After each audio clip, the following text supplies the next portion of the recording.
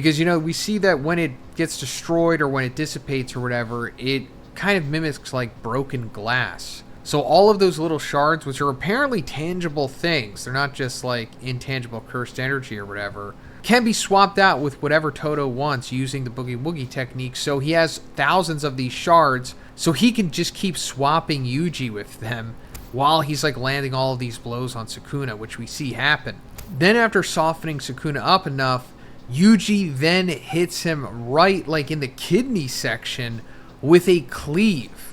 Except this isn't a normal cleave. YUJI's able to target the barrier between Sukuna and Megumi's soul with this. And this just completely wrecks Sukuna. More than anything we've seen so far, I guess. Actually, since he got hit by Jacob's ladder the first time, really. But Sukuna figures out that through a binding vow to limit Cleave's target for YUJI, he's able to cut the soul with it. Apparently better than the punches that he was landing on Sukuna before. So this is crazy, and I guess Sukuna could probably do this too, but I guess he's never really needed a reason to. We've always just seen him cleave like tangible things. But now Yuji's just targeting that barrier between the soul, which is obviously like the best play here because he's trying to free Megumi. He actually keeps saying that in this sequence. He's like, as many times as I have to, wake up, Fushiguro. Because, he got to him before, but he was super emo, and he was like, nah, I don't want to play anymore. So he's going to just keep doing it until Megumi wants to wake up and come out. But this messes up Sukuna so bad that he just starts throwing up fingers. And it's like, whoa, I didn't know that this was a thing. So this posits that, like, when you consume a Sukuna finger, it's always kind of just chilling in your stomach and you never digest it, which I guess was plausible before, but does that mean that YUJI just had, like, an undigested Sukuna finger in his stomach all that time? And it's like, if that is also the case, then Rika technically should still have a Sukuna finger inside of her, right? Because she apparently ate a finger so that Akotsu could learn Cleave. And it was stated by Gojo way early on in the series that you can't destroy these things. So if that is the case and Rika does have a finger inside of her still, then I guess it could come back into play later. But maybe not, because this actually legitimately might be the end for Sukuna. And at the end of the video, I'll also go into Gege's comments on the possible ending of this series, which we may or may not be in currently. But anyway, back to YUJI, messing up Sukuna here, spitting up those fingers. About time that the good guys use binding vows here. I mean, we know that Todo used a binding vow to expand the target range of Boogie Woogie, which actually allows him to warp in Angel at the end here. But, these guys should be using these more, because we've seen that Sukuna has used like a dozen of them, all to get to this point, using them like a game. Because that's essentially what Jujutsu is, I guess. So it's like, yeah, the MC should be using these to his advantage. But Sukuna swallows the fingers again, and I guess he goes back to full power. That sequence very reminiscent of when Super Saiyan 2 Gohan punches Perfect Cell in the stomach and he throws up 18. But after they exchange some more, we come to this standoff where Sukuna is expecting Todo to Boogie Woogie swap YUJI again. And he's anticipating it as the debris is falling from the domain expansion. But then suddenly Hana gets swapped in. Or should I say Angel. Hana in Angel's body. Above Sukuna. And he did not expect this at all because, Angel has been MIA for the longest time since she got bitten by Sukuna way back when he first possessed Megumi. And she was kind of just chilling with everyone up until that point. And we see this flashback quickly where she is talking to Akotsu, and it essentially gets to the point of it's like, hey, you don't have to fight, but man, it would be pretty cool if you did because, your technique is so powerful. And that's exactly what happens here. She gets swapped in, and above Sukuna hits him with the maximum output Jacob's ladder. And that is the ending of the chapter. So normally, Angel's curse technique, I think is called technique extinguishment, where it just, as it says, extinguishes curse techniques and essentially kills you in the process. But then there's an extension of it, which is the maximum output Jacob's ladder, which is what she's hit Sukuna with twice now. First time she hit Sukuna with it, it really wrecked him. he actually had to like act like he became Megumi to trick Angel enough so that she wouldn't hit him with it again, and then that's when he bit her arm off.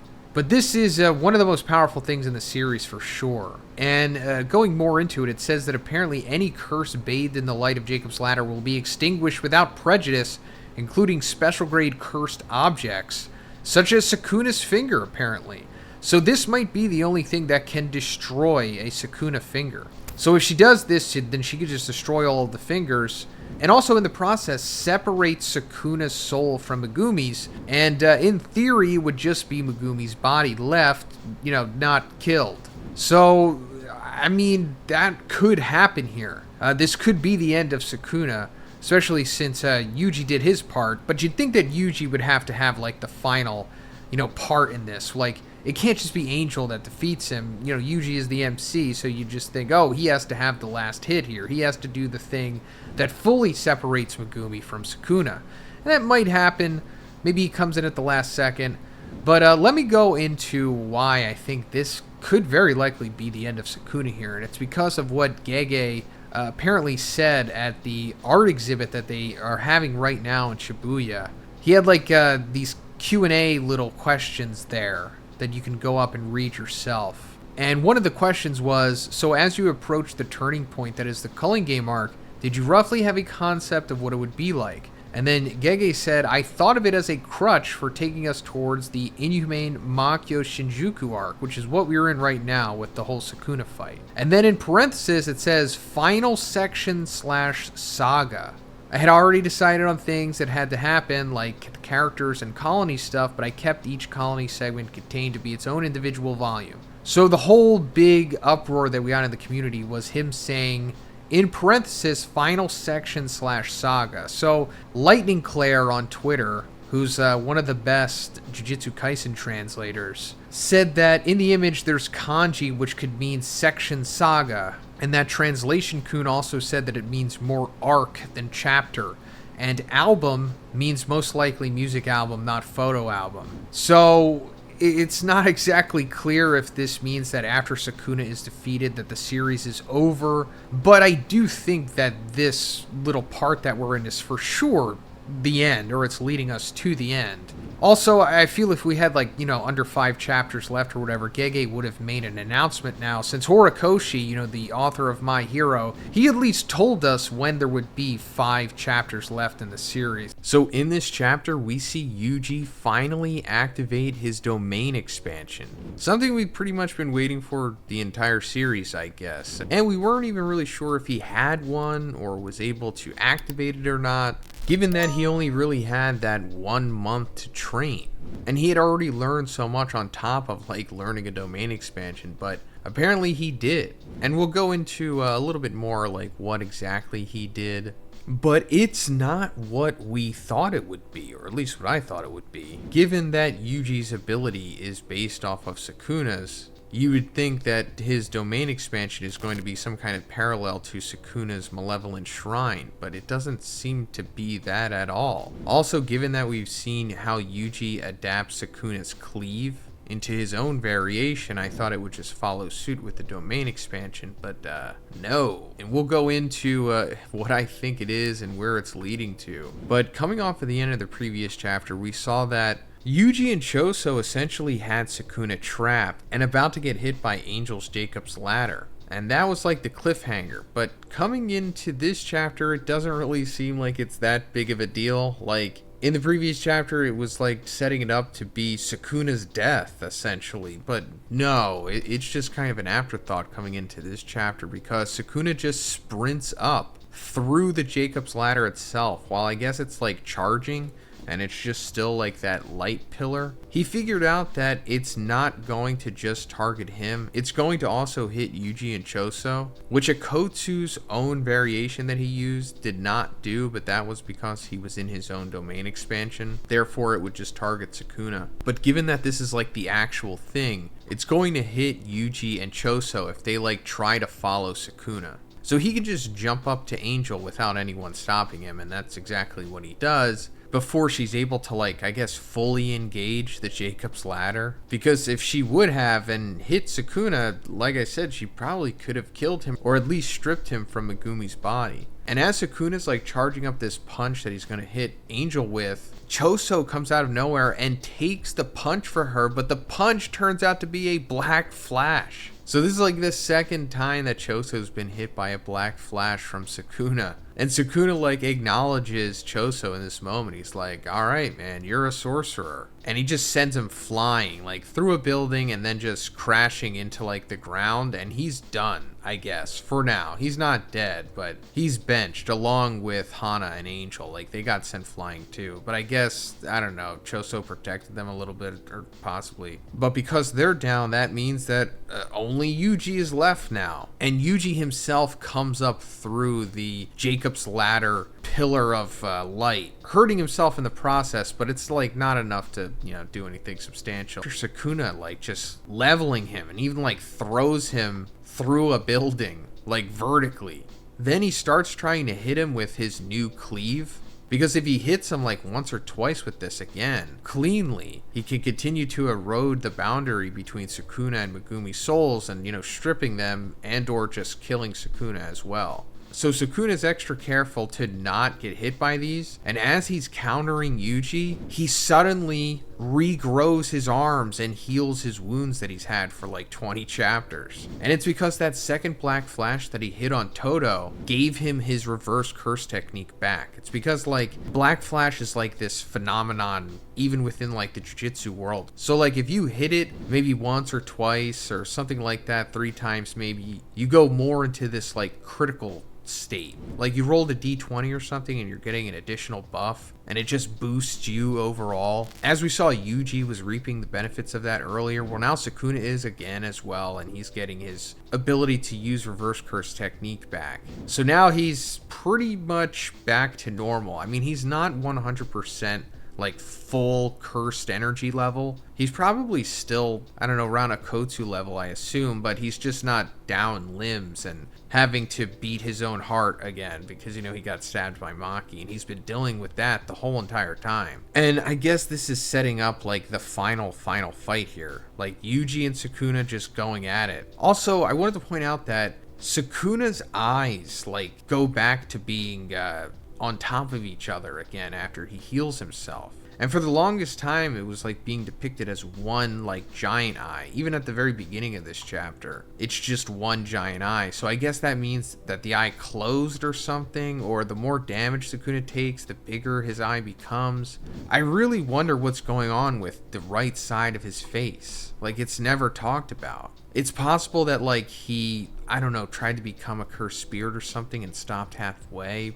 But there's obviously something going on with that, and it's like, cursed spirit related. I know that he's like a combination of his brother, but still, it doesn't make you look like that. And the fact that he's been compared to Tengen on like, I think 2 separate occasions, there has to be some kind of parallel there. But anyway, going back to what I was saying about YUJI's cleave and how it can hit the boundary between souls, Sukuna again acknowledges that that's like YUJI's game-ending card here, so he can't let him play it. So he's just going to be faster than YUJI and just avoid getting hit by that cleave. And YUJI pretty much knows that. He's like, okay, I've gotten to the point of where, it's just us. He's regenerated. He's definitely faster than me. And the fact that Sukuna's burnt out curse technique is like still regenerating right now from when he just used his domain expansion. So once that fully recovers, then he'll just use Malevolent Shrine and like instantly kill YUJI essentially, right? So YUJI has to take out Sukuna before that. And it's like, I don't know, less than a minute or something like that. It's not said, but it's very fast. So there's only really one thing that YUJI can do to hit him with the dismantle at this point.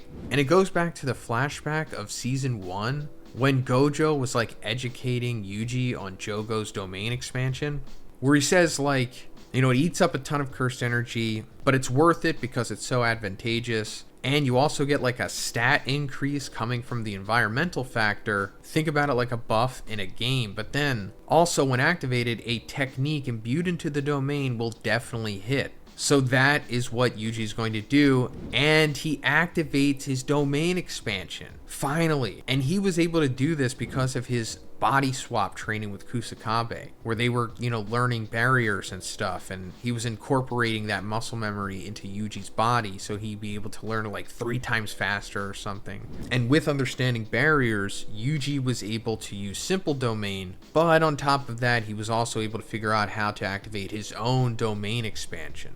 And he's doing that here because of what Gojo said. When activated, a technique imbued into a domain will definitely hit. So he's going to imbue his soul-cutting dismantle into the domain, which, in theory should hit Sukuna at that point. Even though, he can use like Hollow Wicker Basket, which is like the old version of Simple Domain, to prevent him from getting hit by the sure hit from the domain expansion. There's still other ways that he can get to him, just like physically. But after Yuji activates the domain expansion, suddenly it like takes us to a different scene. And it's like Sukuna waking up. But Sukuna looks like how he does when he takes over Yuji's body. Like he even has the school uniform on. And we see that he's like at this train station. And Yuji's walking up to him, and he's like, "Let's go, Sukuna." And the narration says the showdown between the two goes to a mysterious domain. So this is really interesting. We're seeing Yuji's domain expansion right here. It's not like Sukuna's malevolent shrine. It's something entirely different. It's like a genjutsu. And if it's not a genjutsu, then he's just straight up altering reality or warping reality. And he's suddenly changed everything into this environment, kind of like how Wanda does in WandaVision. Now, that's a little extreme. I more so think that this is going on, like, within his domain. Like, I don't think it's like an open domain, the way that Sukuna's is. Because you'd think that if he is adapting Sukuna's domain, then it would be open. But Sukuna, like, is manually doing that. It's not like what his, domain is supposed to be, just, like, from the get-go. Like, out of the box, I don't think Malevolent Shrine is an open domain. Although I could be wrong, but I'm pretty sure Sukuna is, like, doing that himself. So Yuji, even with this savage plot armor that he gets from the 1-month body swap training, I don't think he would still become that skillful to start using open domains too. I mean, it's possible. Maybe he hits like another 6 black flashes, then he could do like an open domain, but I think this is closed. And inside of the closed domain, he's like altering reality to an extent. Or this is just happening in their minds, and they're both just standing there. Like it could be, kind of like how Infinite Void works with Gojo, how it like hits your mind. And another thing that this reminds me of is when Yuji had like that breakthrough with Todo and Choso. Like they both had visions of memories with Yuji of events that never happened. Like Choso believed that Yuji was like his best friend, and they went to school together and like had these adventures and stuff, and pretty sure that didn't happen. Same thing goes for like Choso sitting at that picnic table with Yuji and his brothers and the Cursed Womb death paintings. That obviously didn't happen. So was that like some kind of subtle foreshadowing from Gege as to what Yuji's domain expansion was going to be? Because if that is the case, that's incredible. Another little interesting thing about those sequences was that before, Yuji's curse technique was revealed, like way before that, like this was like 2 or 3 years ago, when we were still,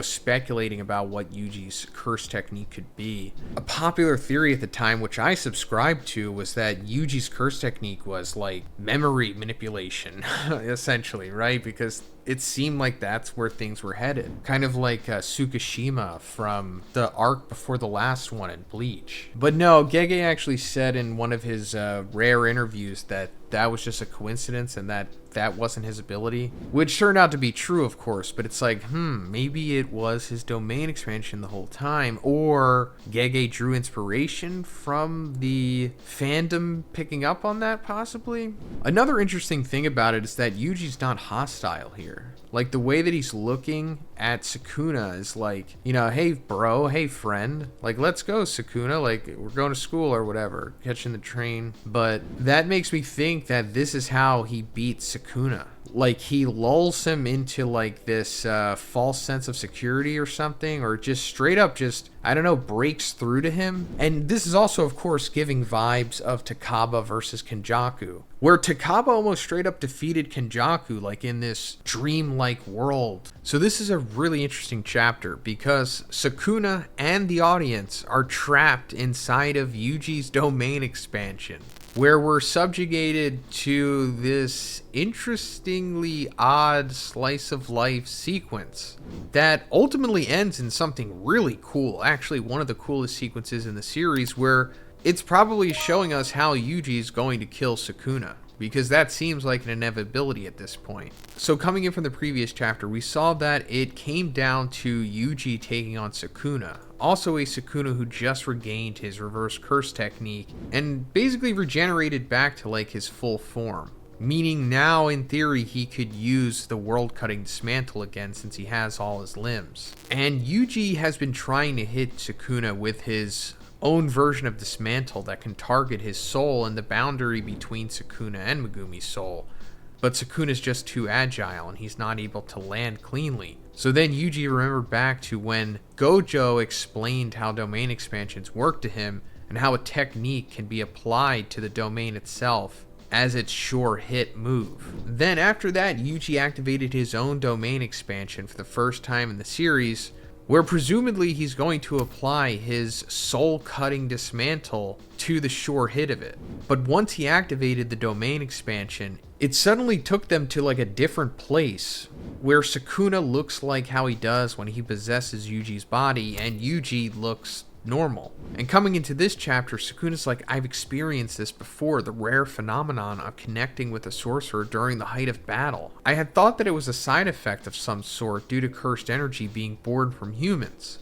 Yet this is different. What is this? Your domain? So previously I thought Sukuna was talking about Yuji's interaction with Choso and Todo, where they had like these false memories of him being their brother. But no, Sukuna's talking about his own experience, and I assume that he's talking about when he's defeated characters like Kashimo, where he went to like this afterlife sequence with him after he killed him and was able to have like this one last conversation with him. And that's basically what's happening here with Yuji and Sukuna, because they may or may not be dead at this point, or approaching death. Even Yuji, he knows that he's probably going to die in the resolution of this sequence. But then after Sukuna asked Yuji like if this is his domain, Yuji's like, you know, shut up, I did this frantically, I really don't get it either. So not even Yuji understands what this is.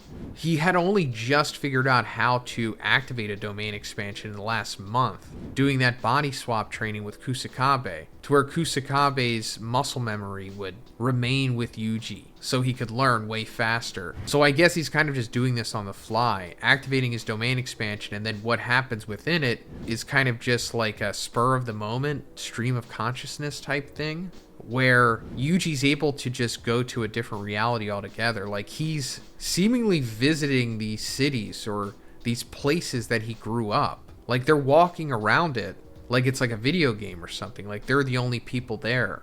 And for some reason, Sukuna is just cool with this, because Yuji's like, you know, I wanted time to talk to you, so just indulge me for a second. And Sukuna does. Like, they walk around these places and things that Yuji saw or did as a kid, and Sukuna just listens to Yuji talk about it, which is really interesting. And it goes back to me thinking like Yuji is essentially accepting death here. Like, this is his one last moment to like relive his life or things that he's done in his life, I guess. And it also shows us like how little we know about Yuji. Despite him being the main character, we don't really know much about his backstory, him growing up, or things about him in general. Like, the things that he reveals in this chapter are the first time we find out about it. Like, for example, he says like he lived here until he was 6 or 7 and then moved to Sendai. He was born in Sendai and he lived there for his grandpa's work. Another thing is that we still are not getting any info on like his parents, like what happened to them. I mean, we know that his mom, Kaori, was taken over by Kenjaku, but we still don't know like, did he take her over and then become Yuji's mom? Or was it like before? Was she already interested in Yuji's dad, Jin? And then it's like, after Yuji was born, then Kenjaku like left Kaori's body and killed Yuji's father? Like, we still don't know. And at this point, I wonder if we ever will. But after going around the city more and doing a few more things, like fishing for these crayfish and then firing arrows and whatnot, it eventually gets to the point of where Sukuna's like annoyed. And he's like, enough already. And Yuji goes into like another monologue. And while it's happening, we see like all of the deceased characters that meant something to him. Like, we see his grandfather, we see Junpei, Nanami, Choso, Gojo, Mahito, and then we see Nobara. And I guess this confirms that Nobara is in fact dead. I mean, Gege kind of confirmed it himself in a Q&A that he recently did at like his art exhibit in Shibuya. But I guess this fully confirms it. Like, yeah, Nobara is dead. She is not coming back in like the next chapter. She's not going to have like a Todo appearance where she comes to save the day at the last second. It's like, nah, she's dead. Mahito killed her. So yeah, thanks for playing. But then when we come back to real time, Sukuna's like, you know, I'm dumbfounded by how cowardly you're being. It's like, all that rage towards me, your hatred, is this what it all amounted to? Like, he's basically saying, like, you're trying to talk no jutsu me after all of our history and the big final war battle that we just had? He's like, are you pitying me? Is this your way of showing compassion? And Yuji's like, right on the mark. And then suddenly his demeanor changes and he just goes on like demon time. And he's like, Sukuna, I can kill you. Release Fushiguro and return to my body and I'll spare your life. So this was such a cool 180. Really exciting stuff here because Yuji just suddenly drops the act. And he's like, yeah, I can kill you.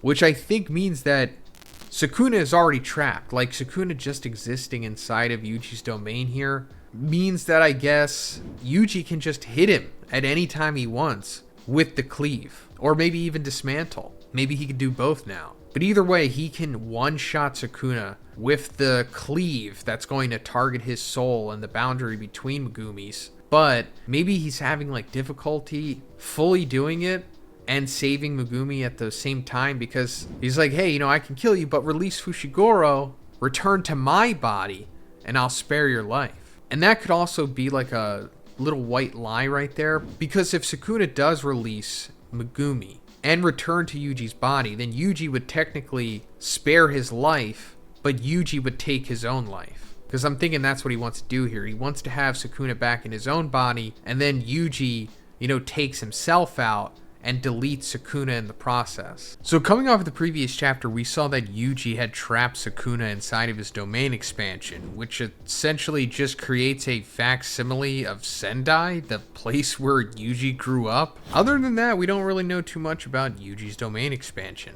It does have a sure hit to it, which allegedly, according to Yuji, can straight up kill Sukuna. And that's where the previous chapter ended, with Yuji telling Sukuna that and basically saying like, hey, I'll spare your life if you leave Megumi's body and come back to me. So now coming into this chapter, we're seeing that somehow Yuji is able to listen to Megumi's soul. Like, he's seemingly interacting with him here and coming face to face with him in some plane of existence. And we're finally hearing Megumi talk. Like, we haven't really heard him say anything since Sukuna took over his body. He only really said one or two things the other time that Yuji was able to get through to him, you know, landing like his soul reverberating punches on Sukuna. And we saw that Megumi pretty much said that he was done. He didn't even want to like get up off the ground. But now when Yuji faces him again, he's at least standing. And he says that he wanted to create a world where Sumiki, his sister, wouldn't be subjected to unreasonable happiness.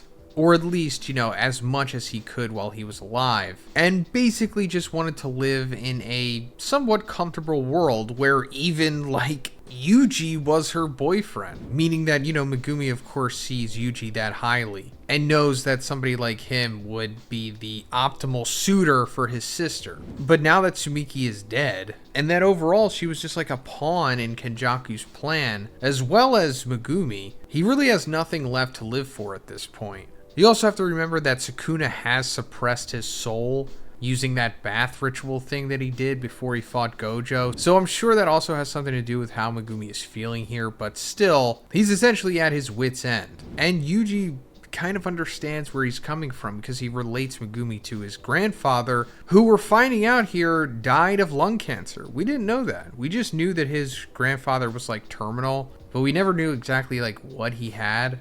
And he compares how Megumi is feeling to his grandfather's like final days, essentially. So he's like, hey, you know, the way that you are now, I can't really tell you to live. Like, he's just trying to be like realistic here. But after he says that, Sukuna suddenly activates Hollow Wicker Basket, and he's like back to his normal form again, because before this, when he went into Yuji's domain expansion, he suddenly took on the appearance of like when he took over Yuji's body, which was interesting. Like, going inside of Yuji's domain expansion like altered his own appearance. But I guess now that he's activating the Hollow Wicker Basket, Yuji's domain isn't really affecting him as it would, since just like a simple domain, it can protect him from domains, except both simple domain and Hollow Wicker Basket can only be so powerful. Like, they're obviously way weaker in comparison to the power output of like a domain expansion, considering their only function is to protect you from the sure hit of the domain. And that being said, they'll eventually break, as we've seen many times in the series, but using Hollow Wicker Basket can account for that discrepancy in power, allegedly, because Sukuna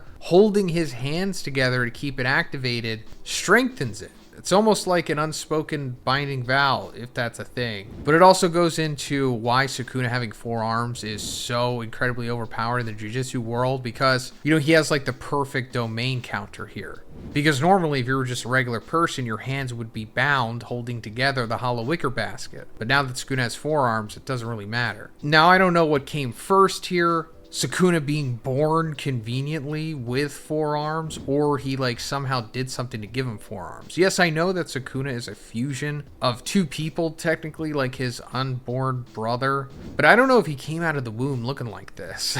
It seems like the body that Sukuna has here was made with purpose rather than he kind of just came out that way. I mean, maybe he did, but like, still, what's going on with the right side of his face?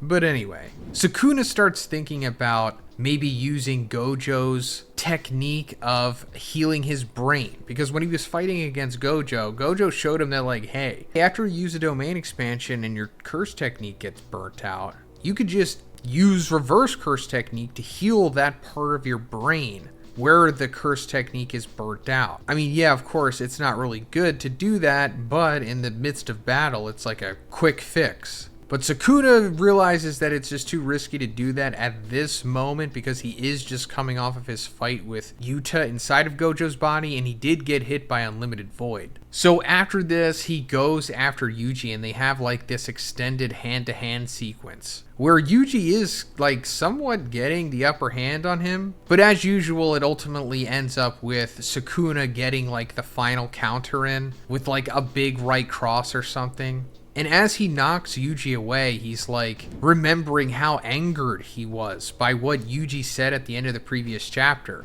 Because he realizes why Yuji was like talking to him in the previous chapter and like walking him around Sendai and being very passive. He was like, oh, you know, you're taking pity on me. You're trying to be merciful. And Yuji's like, yeah, that's right. I can kill you.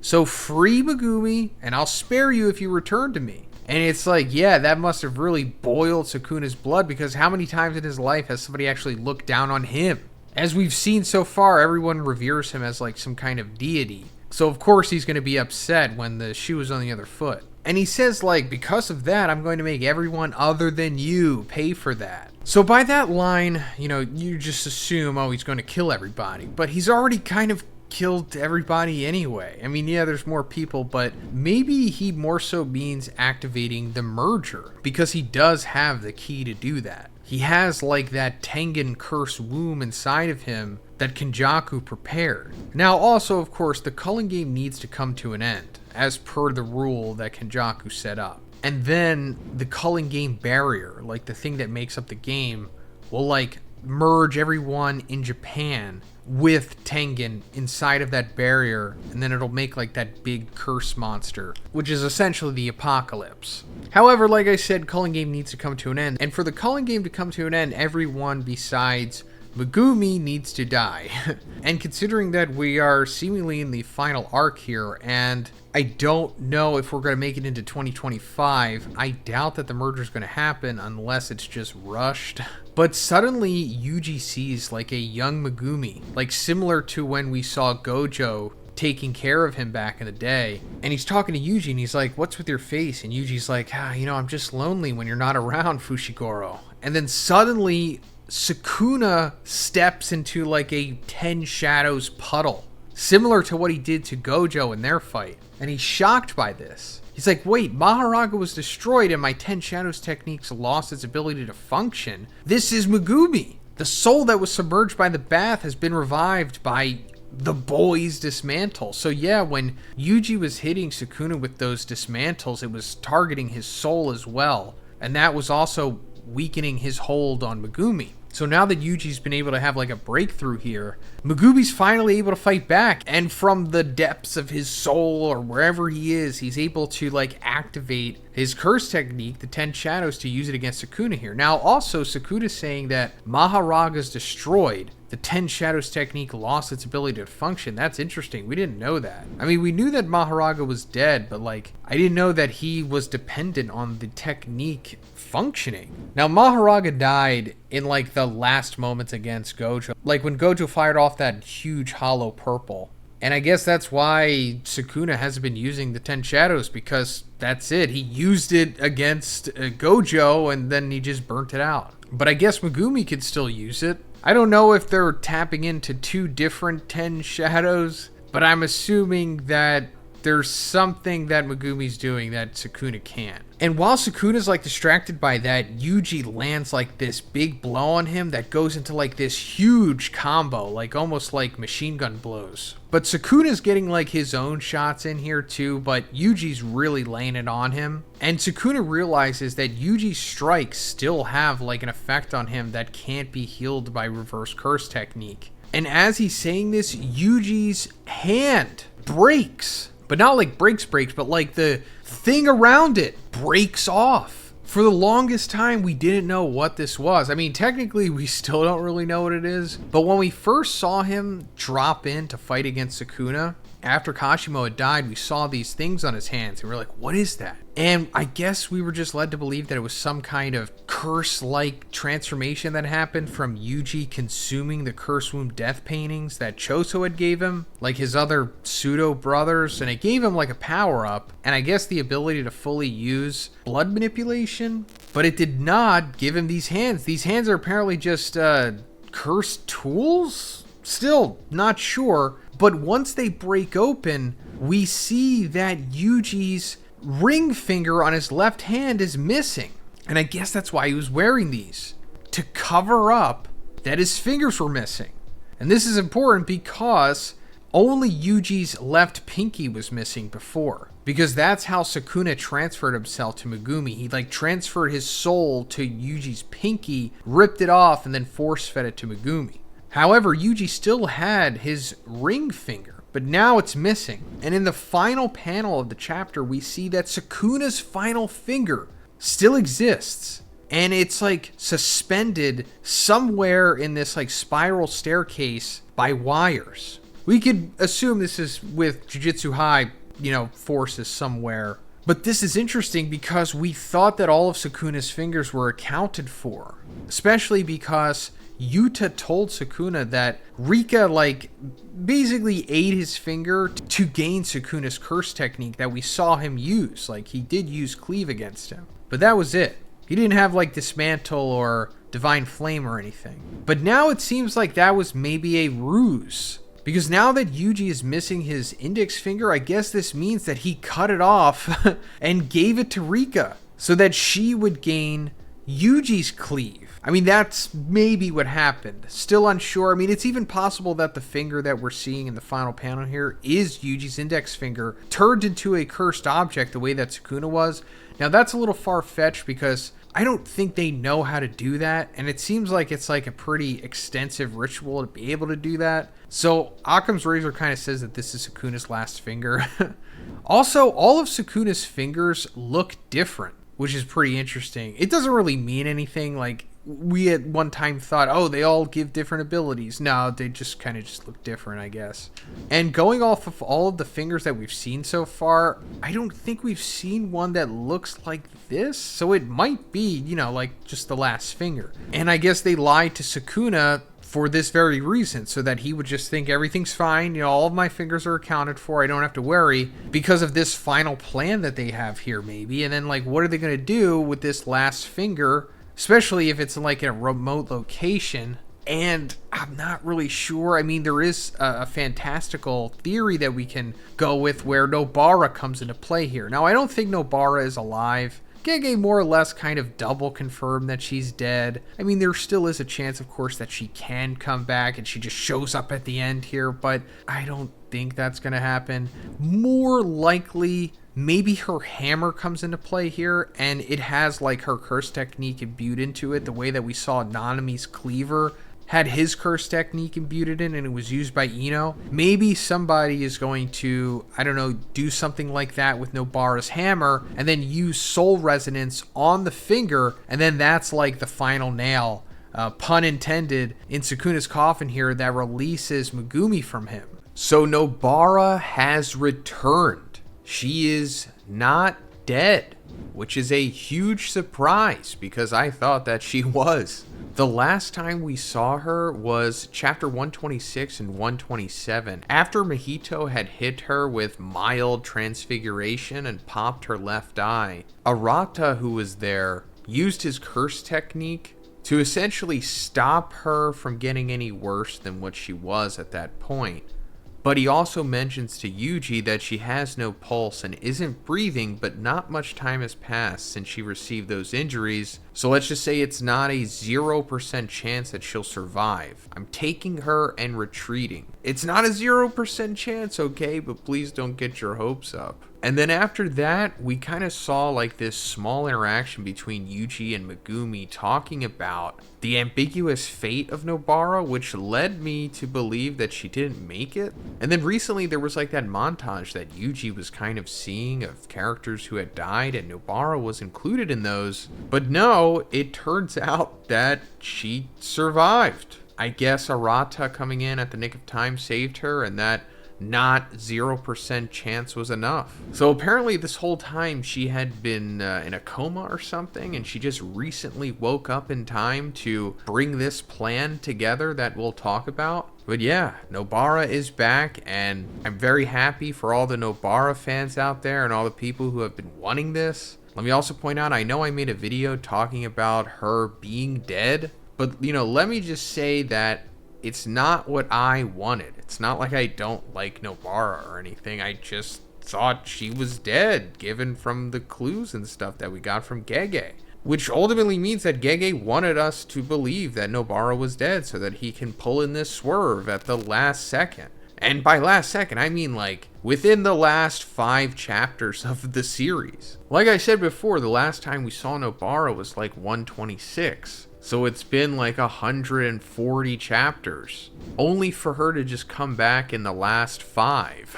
Don't get me wrong, it's better than nothing, and I'm glad that she's back, but it just seems like wasted potential, But then again, I guess we're mostly in agreement that Gege appears to be rushing the ending of the series, despite having them fight Sukuna for like 65 chapters. And also, in case you missed the announcement, like I said, there are only 5 chapters remaining in the series. It was announced by Gege earlier this week, and it will conclude on September 29th for us Westerners and September 30th for the Japanese audience.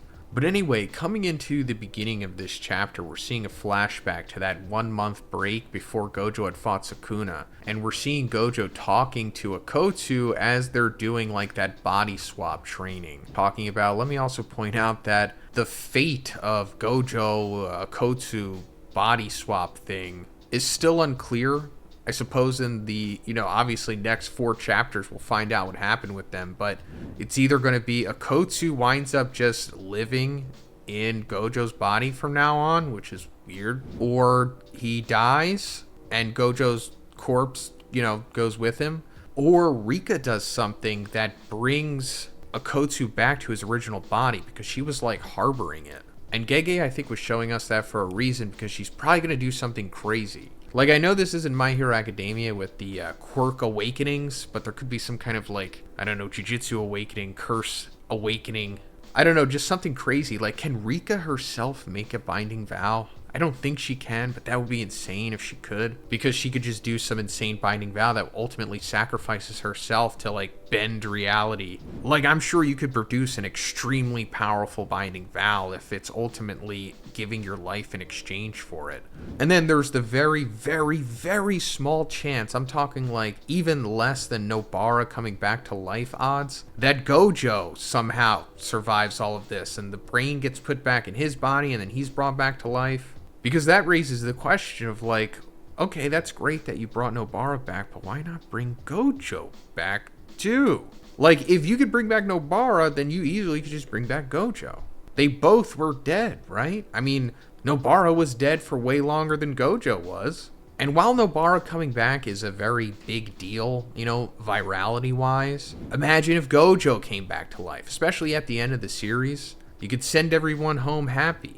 But I digress, we've already passed through this bridge many times now. But anyway, they're talking about potentially getting Sukuna's final finger and giving it to Rika so that Akotsu can copy Sukuna's shrine curse technique. But Gojo's like, nah, it's not gonna work because of how Rika's and Akotsu's copy curse technique works. So we're finding this out for the first time in this chapter, is that it's not just her eating the part of a person or a sorcerer to gain their ability.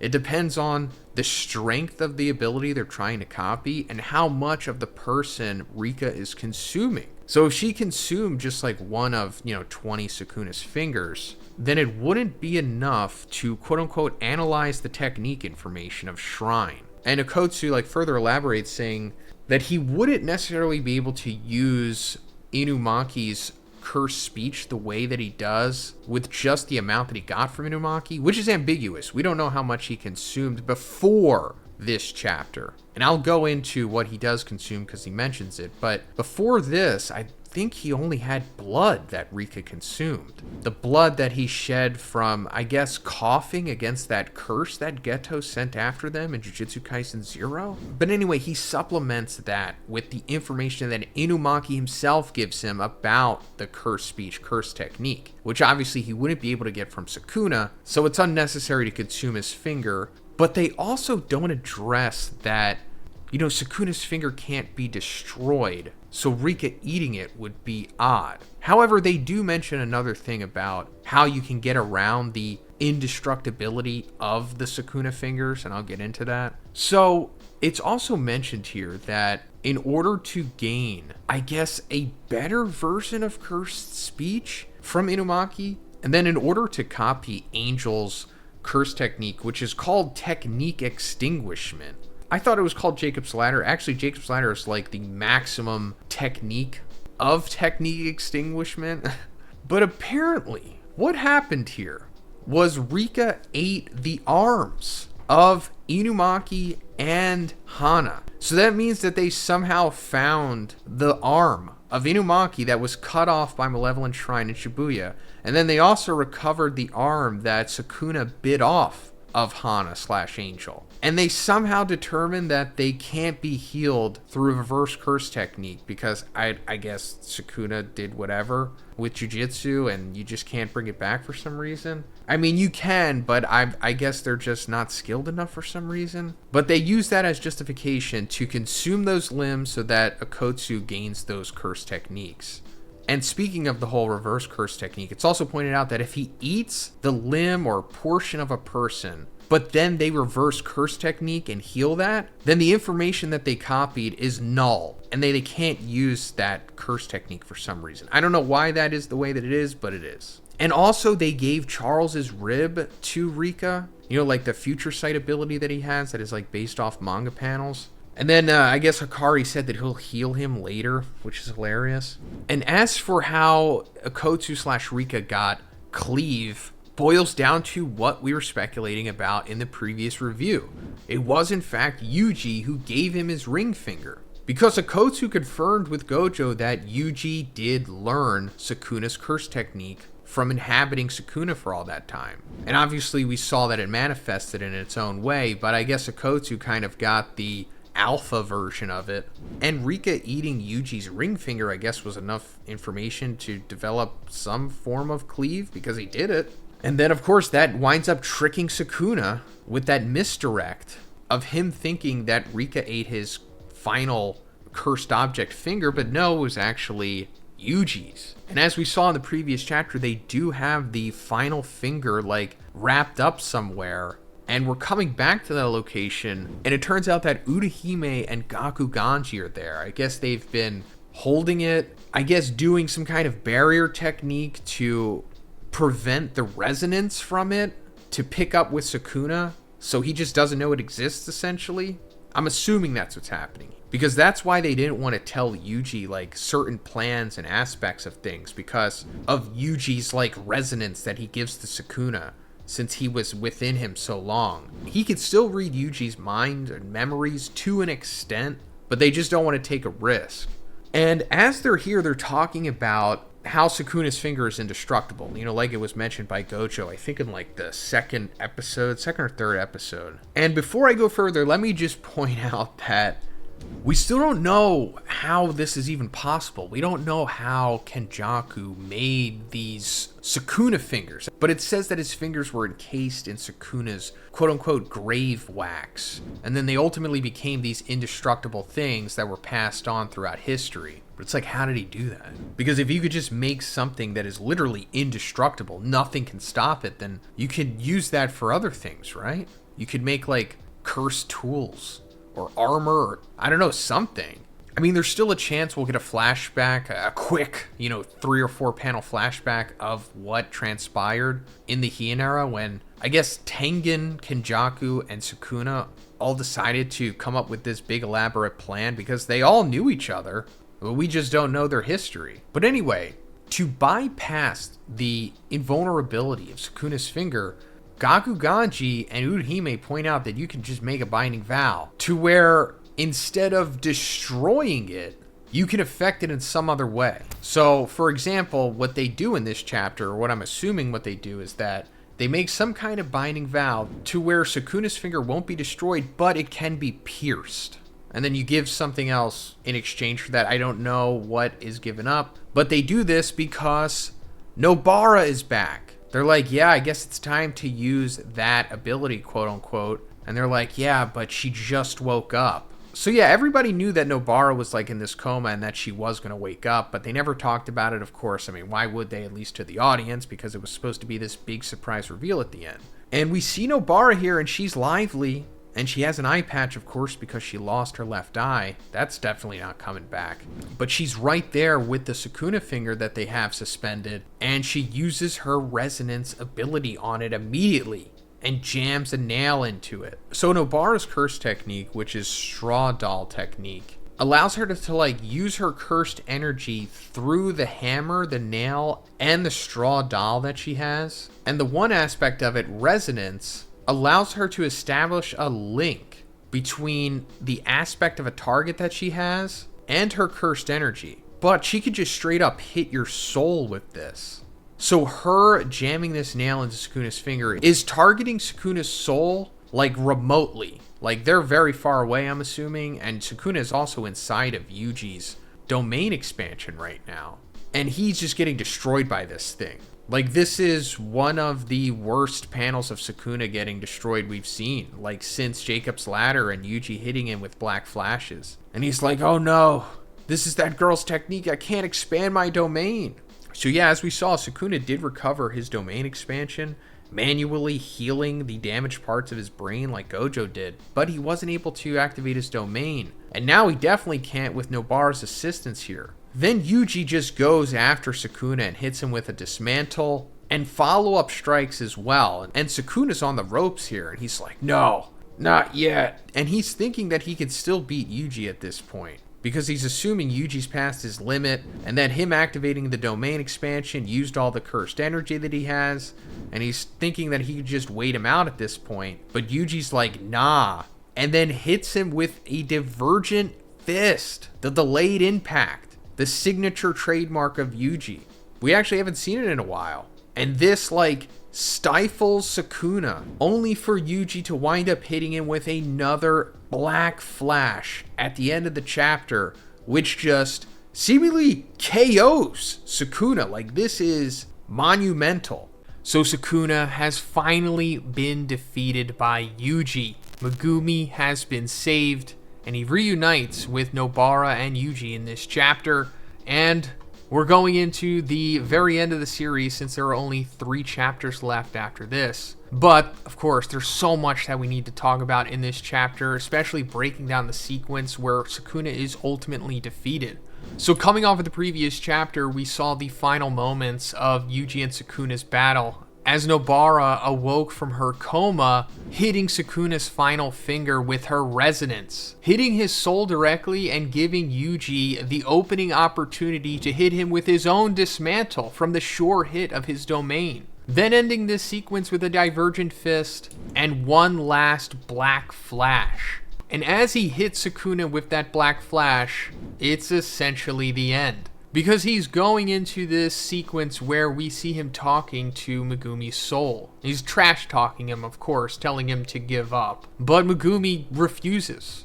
He's stronger now due to his own resolve and Yuji's help from weakening Sukuna's hold on him, of course. But he realizes that Sukuna is desperate in this sequence because he thinks he could probably still live on because of that last finger that's out there that Nobara hit in the previous chapter. And Megumi's like, nah. If the 19 fingers that comprise you currently are stripped away from me by Yuji, then you're gonna die. And resonance won't really matter anymore. Resonance meaning like the Wi-Fi connection between the fingers. Because if the 19 fingers disappear, then the last one that Nobara hit in the previous chapter won't have a connection anymore. And then Megumi's like, you know, I never intended to live a righteous life from the start. I mean, it's obvious there's more people in the world besides oneself, so I think I'll try living for someone else once more. So this is pretty cool. Megumi getting his groove back here, finding his resolve. Him saying, you know, I think I'll try living for someone else once more, since Sumiki unfortunately died, who he was essentially living for before. Now he's just going to be like the defender of humanity, like essentially what he kind of always was by being a Jujutsu sorcerer. But I guess he's just going to be more accepting of it. But after that, we come back to Yuji hitting Sukuna with that final black flash. And as he hits him, it breaks through Yuji's own domain expansion that comes crumbling down, with Sukuna like coming off of Megumi, finally freeing his body. And Sukuna is like this monster flesh curse thing. He doesn't even look like a human anymore. And I guess this is what is comprised of the 19 fingers and whatever other special jujitsu that Sukuna is doing, because after he defeated Gojo and he was about to fight Kashimo, he suddenly was able to activate his Heian era transformation, because before that, obviously, he was just in Megumi's body. And then suddenly he got huge, got the forearms and the messed up right eye thing, mouth in the stomach. And I guess that's what this is the residual of, this mass of tissue. And it's also like dissolving away. And it's coming down to like this little pile of flesh with like a mouth and an eyeball. That's all that's left of Sukuna now. I guess because he doesn't have like his host. He doesn't have like a source of power anymore. It's really like weird how all of this works, to be honest. Because if you think about it, it's like he shouldn't need Megumi in the first place, considering how freaking powerful he is. It's kind of like giving car batteries to a nuclear submarine. Like, it's unnecessary, but in theory, I guess it could kind of power something. But it goes back to what Megumi was saying when he was talking to Sukuna earlier in, like, the Soul World. But first, guys, have you ever wanted to talk to your favorite anime characters? Well, now you can with Talkie, where he's like, if there's a specific way to become a cursed object, getting carelessly stripped off YUJI will mean your death. And it's like, what even is the way of becoming a cursed object? We don't know. We just know that Kenjaku did something with Sukuna, and he became like a mummy, and then his soul was transferred to his fingers, and then they were spread out the world, or I guess just mainly Japan, for the last 1,000 years, until everything culminated now. And that's another thing, it's like, why did they do this? Why was anything done? How did they meet? Who did what? And considering that we have 3 chapters left, it's probably never going to be revealed, unfortunately. I mean, it'd be cool if in the next chapter we just get one full Hionara flashback chapter. We see like Kenjaku meeting Sukuna, or maybe even Sukuna in his upbringing. Maybe even Tengen. What was going on with Tengen when she was still like a person? Because they all knew each other. And it's like, was there a culling game back in the day? Because it seems like there was. And it's like, who made the culling game? Again, unfortunately, we're probably never going to know any of that. And there's another thing that I need to talk about with the culling game, and we'll get into that. But Yuji is staring down the little pile of Sukuna here. And he's like, what are you going to do? Sukuna, you are me. Unknowingly burdened with a curse from birth. What kind of monster one becomes depends on luck. But I had my grandpa. So this is really cool, actually. And you're probably reminded by this from Yuji's sequence with Mahito. Because as he's defeating Mahito, it leads to a very similar sequence, where both of the villains he's defeating are at wit's ends, scared looking up at Yuji. When Yuji was going against Mahito, he said, I'm you. I wanted to reject you, convince myself that you were wrong, but that doesn't matter now. So I think the quote-unquote resonance between these two sequences is that I guess it represents the two sides of the coin of Yuji and his relationship to being a sorcerer and what he's ultimately had to do here. When he tells Mahito that I'm you, I guess he's saying that he is human in the fact that it's the worst aspect of humanity, because that's what Mahito is comprised of. Like, he became a special grade curse from the manifestation of the fear of humanity, basically. So in that sense, Yuji is Mahito, because he's a part of that, of course. But since Mahito is just a curse, like a demon, essentially, he has no humanity, so Yuji doesn't really care. So he's just going to kill him. And he says, you know, even if you come back as another curse, I'll kill you again. Now, on the other end, with Sukuna, when he tells him, you are me, I think it's supposed to be like the inverse of that sequence, kind of. As to where Yuji was telling Mahito that I'm you because you're made up of the worst of humanity, I think he's telling Sukuna that you are me because Sukuna is human, but he became a curse. So he's like, hey, you know, you're a human, bro. And then going further, he's like, you know, unknowingly burdened with a curse from birth. What kind of monster one becomes depends on luck, but I had my grandpa. Yuji, cursed from birth, obviously being born as this chess piece in Kenjaku's game. He could have turned out bad in theory, but his grandpa put him on the right path. Sukuna, born with his curse of what? Being a conjoined twin that he ate in the womb? I don't know. We're never going to get the backstory on Sukuna. That's all we really know about him. So I guess that led him to becoming a monster because he looked like that. But like, why does he look like that? Why does he have 4 arms and a mouth on his stomach? And why does he have the eye thing? Is that a result of becoming a curse? Like when he was transferred to the fingers, did he become a curse? Because he looked like that before he transferred to the fingers. He looked like that in the Heian era. So it's like, why? But I guess the point getting across here is that if he had a better upbringing and more supportive people around him, like Yuji's grandfather, then in theory, Sukuna could have grown up to be a quote-unquote good guy. Also, Yuji's grandfather is like related to Sukuna, right? If you think about it, because his son is Jin, Yuji's father, and Jin is the reincarnated twin brother of Sukuna that was killed in the womb 1,000 years ago. So, yeah. But anyway, going further into the sequence, Yuji's like, Sukuna, let's try again. To not curse someone, but to live with someone. Even if no one accepts you, I alone can live with you. So I guess that goes into also what he was saying about, you know, you can have a different upbringing. I mean, it's all for naught now because Sukuna is dissipating literally in Yuji's hands as he's saying that. You know, like a piece of paper that you lit on fire burning off into the wind. Like, that's what's happening with Sukuna's amorphous lump of body here. But I guess this could be a way of Yuji reverse cursing Sukuna if he is reincarnated. Because it is possible, right? I mean, I don't know if Sukuna is going to come back as a curse again, because we don't even really know what's fully going on with Sukuna. But since his brother was reincarnated, I guess Sukuna could too. So maybe this, in theory, will bring back Sukuna as a better person. I don't know. And in Sukuna's last moments here, he's like, don't look down on me. I am a curse. And then he's dead. So I gotta hand it to him. I like that Sukuna stuck to his guns till the very end. He rejected humanity, accepted being a curse. I mean, he was a better curse than most curses, to be honest. Like, think about it. He's more of a curse than a lot of the curses that we've seen in the series. But ultimately still a human, kind of. But to wrap this up, I'll say that I do like that Yuji is finally having this Nirvana moment, where he decides to show compassion, essentially, to Sukuna, right? I guess showing him a human trait rather than a curse trait. And, it's fine for the narrative, and I guess the majority of the audience reading/watching this. But to me, it just doesn't make sense because there is no redemption for Sukuna. He has no redeemable qualities. He is a pure psychopath, and he has only done horrible things in this series. I think the only, kind of remotely altruistic thing he did was not kill Kusakabe and them in Shibuya after he said that he wouldn't if they didn't move. So yeah, there obviously should be no compassion showed to him. He should have just been killed instantly. But that's neither here nor there.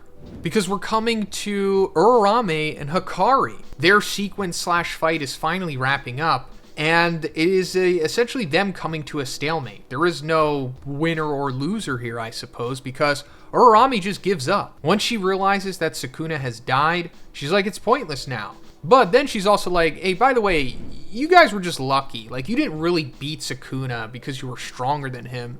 He only lost because of all of these variables with him having to be a cursed object and having to latch on to Megumi and all that stuff. And yeah, obviously that's true. If they fought Sukuna in the Heian era, he would have destroyed everyone here. But that's not the case because, they kind of had to win and the story needs to go in the direction that it does. Then Urarame, I guess, takes themselves out and, becomes ice and just shatters into the sky, similar to Sukuna.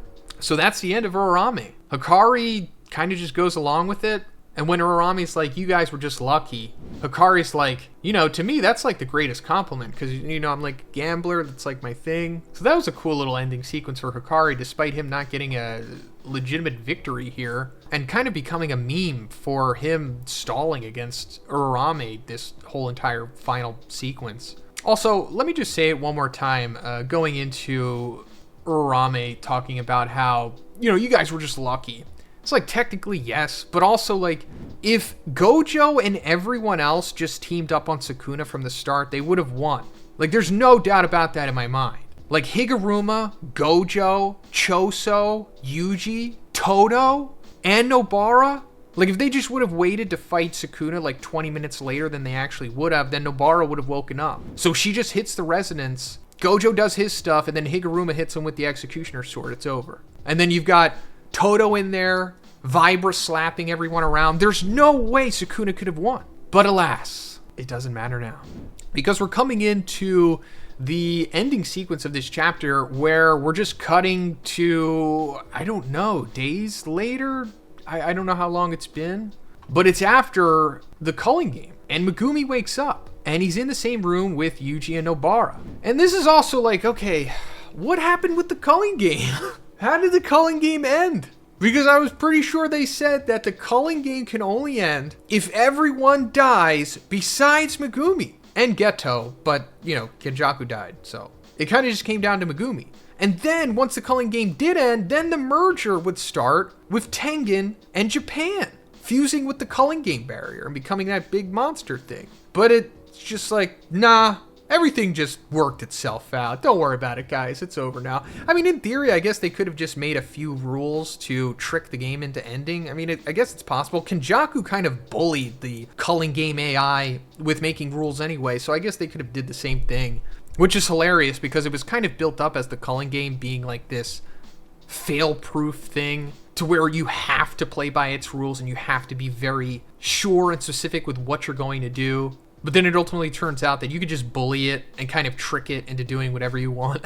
But anyway, the trio here is all catching up with each other. It's been quite a while since they've all been together. I think man, over 150 chapters, maybe 140, 150. I'm just taking a guess. But Megumi's like, yeah, I knew that Nobara was alive from feeling the resonance that Sukuna was getting hit with. Totally makes sense. And then Yuji pulls out these letters that was given to them by Shoko from Gojo. So before Gojo died in that stupid plan that they all came up with, he decided to write, I guess, final letters to, I don't know everyone, but at least Nobara, Megumi, and Yuji are getting them. Yuji actually didn't get one because Gojo talked to him directly. And I guess we'll see that in the next chapter maybe, or the next 2 chapters possibly. Whatever in the final moments Gojo told Yuji. But his letter to Nobara is apparently about her mother's whereabouts and what she's up to where Nobara doesn't even care. She just crumples it up and throws it away, which is interesting. We don't really know much about Nobara's family situation. We did see that one chapter before she died of her flashback as a kid, but we didn't see her parents or anything. We know that her mom was around in the beginning, but then she eventually wound up living with her grandmother. Her grandmother, by the way, is the one who recommended her for Jujutsu High. So I guess her mom, like, I don't know, left her or something and made her go live with her grandmother. I guess that's why she doesn't care. As for Megumi, in his letter, Gojo wrote, "Too bad, but your dad is no longer around. I was the one who killed him. Sorry." That's a rough translation, but that's pretty funny because obviously, you know, Toji is Megumi's father and Gojo did kill him in the epic, iconic fight. And Megumi laughs at it. Some good old dark humor here. I'm a fan. And then Nobara reminds them that Maki and the others are waiting for them. Like, they all got to get together because they're going to find out about what's going on with Akotsu. And when they get there, we see that Panda, Inumaki, Maki, Miwa, Momo, and Kusakabe are there. So they all survived, including Kusakabe, who we thought was dead. He got hit with a dismantle from Sukuna and just took it. Or a cleave. He got hit with something from Sukuna and we thought he was dead. But he's not. He's alive here. But as they're walking to the back to find out whatever's going on with this Akotsu situation, we see an unnamed person saying, "Yuta, you piece of crap!" And it's like, who is this person? Well, since Maki's here, it's not her. And, you know, everyone else here is accounted for. So it's like, is it Gojo? Look, not gonna get your hopes up. I feel like I've been doing that too much with this stuff, even though I say not to, but could be Gojo. Because we know that Yuta was in Gojo's body. You know, he swapped with it after Gojo died, using Kenjaku's curse technique that he copied using Rika's ability, which is also his ability. But we also saw Rika, like, holding on to Akotsu's unbrained body, or his corpse at this point, I guess you could say, crying. And we never saw any kind of resolution to that. So this could be what that is. Maybe Rika did something, or somebody did something, or something just happened. Maybe some binding vows were made to give Akotsu his body back and he could just live. And then maybe the person yelling at him here is Charles, you know, the mangaka guy, because he gave a rib to Rika so that she could copy his curse technique, so they can use it against Sukuna for like that one panel. His premonition future sight curse technique. So now that everything's over, he's like, "Hey, you give me my rib back. You know, I held up my end of the bargain." Or it's just somebody else. Shoko, maybe. If it's not Gojo, it's going to be anticlimactic. I'm sorry. Like, we got Nobara. Should have brought back Gojo instead, but that's just me. But yeah, what do you think is going to happen with this? Is Akotsu alive? Is Gojo alive? Are they both alive? Are they both coming back? That's just too good to be true. It seems like it's going to be Akotsu. But let me know what you guys think in the comments. And if you liked the video, please give it a like and please subscribe if you haven't already. Have a great day, and I'll see you in the next one.